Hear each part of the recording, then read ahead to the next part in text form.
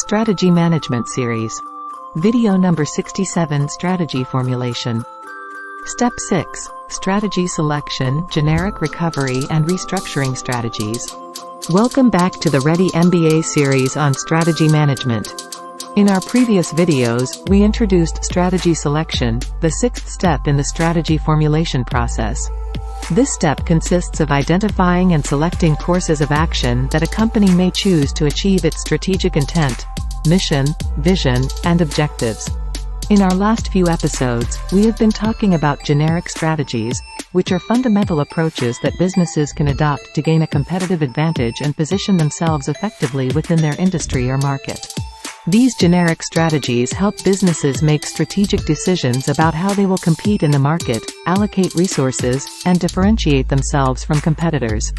In this video, we'll explore a group of strategies that often come into play when companies face challenges: the recovery and restructuring strategies. Recovery and restructuring strategies are a response to various challenges and can help companies regain financial health, strategic focus, and operational efficiency while mitigating risks and enhancing stakeholder confidence. The choice to implement these strategies is often driven by a combination of financial, operational, and strategic imperatives. These are some of the reasons for a company to implement one of such strategies. 1. Financial distress resolution. When a company faces financial difficulties, such as declining revenues, mounting debt, or losses, these strategies can help rectify the financial situation, avoid bankruptcy, and restore profitability. 2. Operational efficiency enhancement. Recovery and restructuring strategies allow companies to streamline their operations, reduce costs, and eliminate inefficiencies, leading to improved overall efficiency and performance. 3. Strategic realignment. In some cases, companies choose these strategies to refocus on their core competencies and divest non-core or underperforming assets, ensuring a more strategic and sustainable direction. 4. Risk mitigation. Diversification, such as conglomerate acquisitions, can pose risks. In response, companies may opt for these strategies to reduce risk by concentrating on their core business areas. 5. Stakeholder confidence restoration. Effective implementation of these strategies can help restore confidence among stakeholders, including investors, creditors, employees, and customers, by demonstrating the company's commitment to addressing its challenges. 6. Market adaptation. In rapidly changing markets or industries, companies may need to adapt quickly to new conditions, and these strategies provide a means to do so. 7. Debt restructuring. In cases of excessive debt burden, companies may use these strategies to renegotiate or restructure debt terms, improving their financial stability. 8. Value creation. By effectively implementing these strategies, companies can unlock value within their operations and assets, leading to increased shareholder value and long-term sustainability. Recovery and restructuring strategies include downsizing, downscoping, divestiture, leveraged buyouts, and bankruptcy strategies. Let's take a closer look at each one of them. First on our list is downsizing. This is when a company reduces its workforce and cuts back on its operations. Downsizing is often a response to financial difficulties, such as declining revenues or cost overruns. It can help companies regain profitability.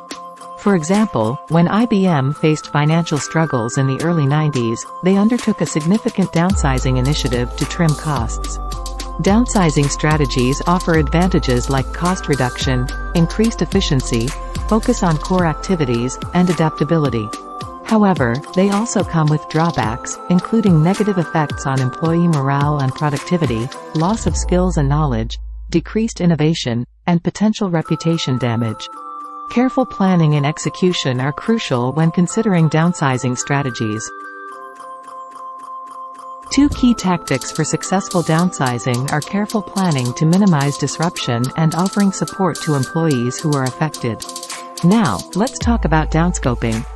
This is a strategy where a company reduces the scope of its operations, focusing on its core competencies. Downscoping is beneficial when a company has become too diversified and wants to refocus. A prime example is when Procter & Gamble streamlined its brand portfolio by selling off some non-core brands.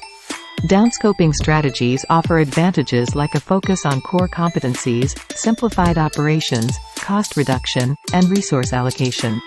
However, they also come with drawbacks, including potential loss of diversification, transition challenges, revenue reduction, and the risk of market share loss.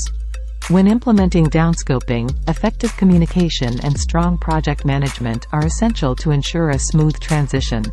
Next up, divestiture. This is when a company sells off a portion of its assets, such as a business unit or subsidiary. Companies may opt for divestiture to shed underperforming assets or to raise capital for other strategic initiatives. An example is General Electric selling its appliance division to focus on core industrial businesses.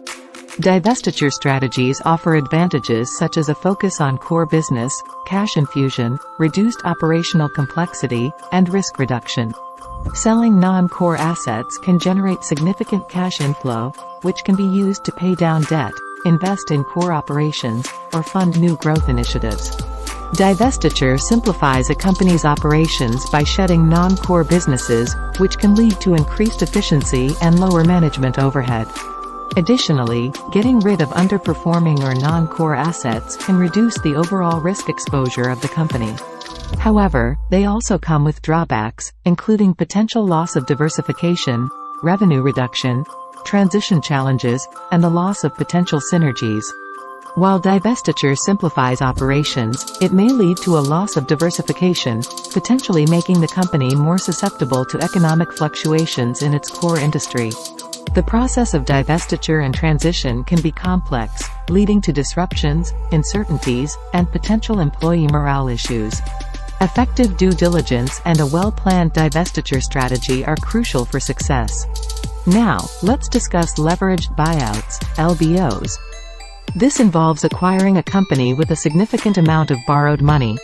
LBOs are often used to take a public company private, where the management team or an external entity purchases the company using debt financing.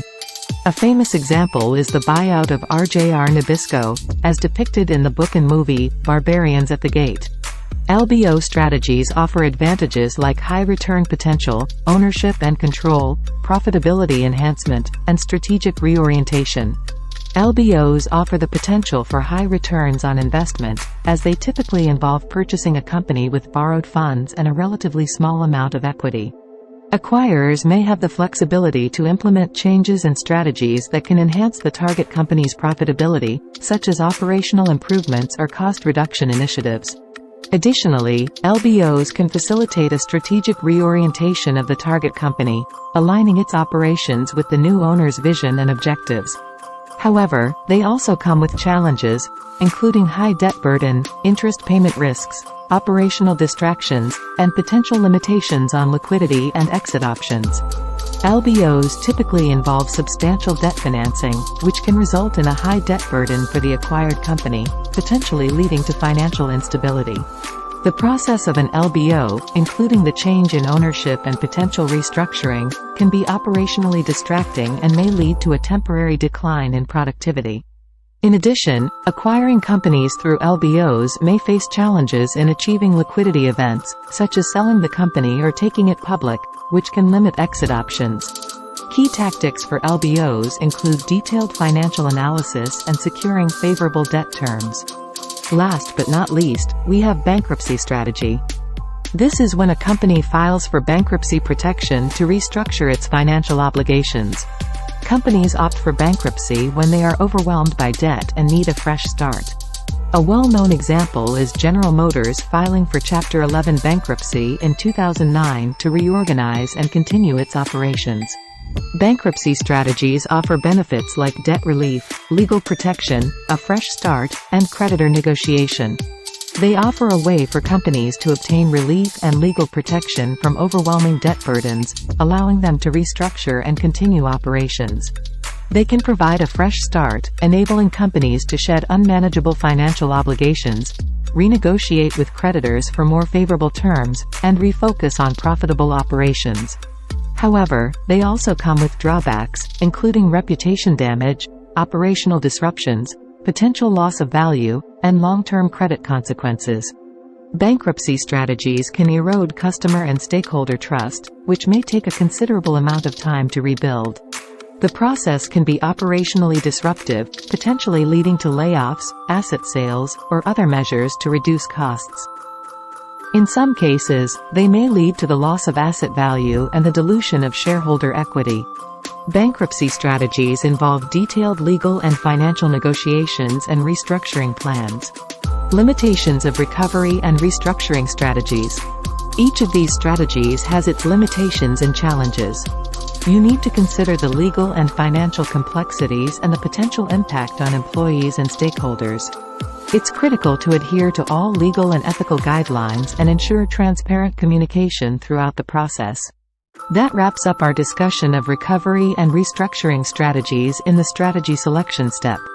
These strategies are essential tools for businesses facing financial or operational challenges. Remember, the key to success lies in strategic planning, meticulous execution, and a deep understanding of your company's unique situation. Thanks for joining us.